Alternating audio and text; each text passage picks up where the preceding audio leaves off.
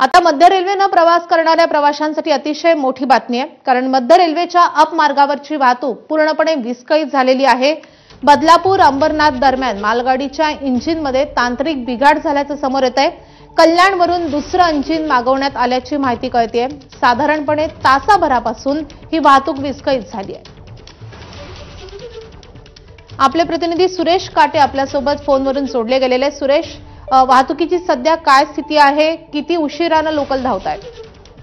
माधवी, जवळपास 1 तास झालेला आहे। अंबरनाथ आणि बदलापूरच्या दरम्यान मालगाडी जी आहे तिच्या इंजिनमध्ये बिघाड झालेला आहे, त्यामुळे वाहतूक सध्या विस्कळीत झाल्याची माहिती आपल्याला मिळाली आहे।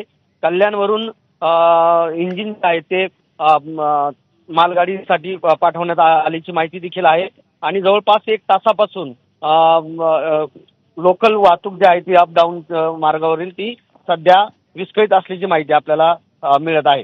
माधवी, धन्यवाद सुरेश या सगळ्या सविस्तर माहितीसाठी। तर सकाळी आपण बघितलेलं होतं पावसामुळे लोकलचा खोळंबा झालेला होता आणि आता या सगळ्या विचित्र परिस्थितीमुळे किंवा या घटनेमुळे पुन्हा एकदा लोकलचा खोळंबा झाला, त्यामुळे मध्य रेल्वेनं प्रवास करणाऱ्या प्रवाशांसाठी ही अतिशय महत्त्वाची बातमी।